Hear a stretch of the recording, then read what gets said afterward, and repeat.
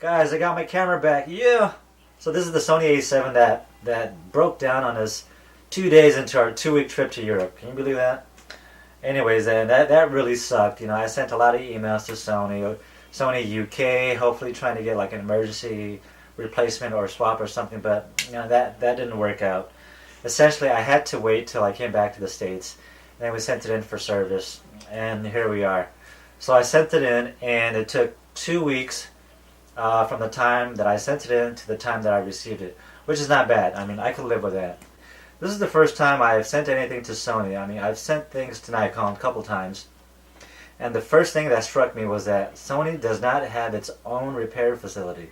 So they outsourced it to a company called Precision Camera in Connecticut. It's pretty crazy, to tell you the truth. I mean, a big company like Sony, who's trying to attract more professional users, doesn't give you a sense of confidence, consumer confidence, when they have to outsource their repairs to another company, right? So that was my initial impression. The second one was when I went to the Precision Camera's website, man, you know, it felt like it was a website from the 90s, really. So that, in a sense, being the first time there, it didn't really give me a strong sense of confidence. That was my first impression going in.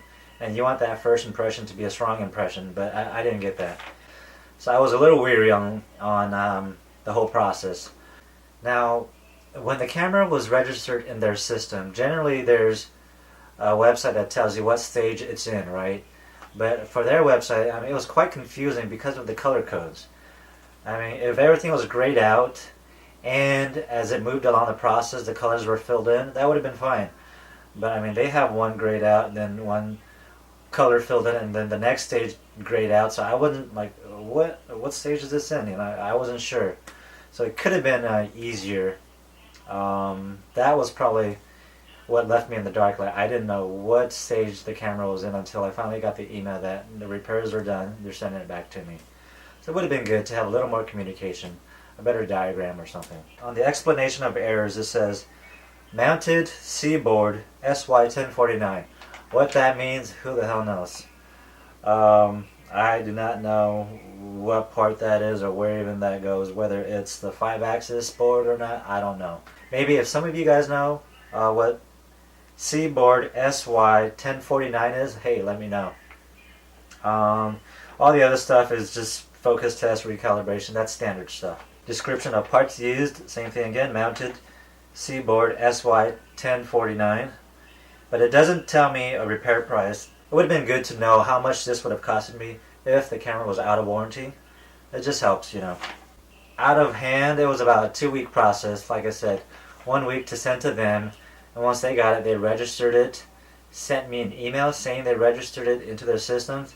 But between that and sending it back, it was tough for me to tell at what point in the repair process it was in, until I got the notification that they were sending it back to me.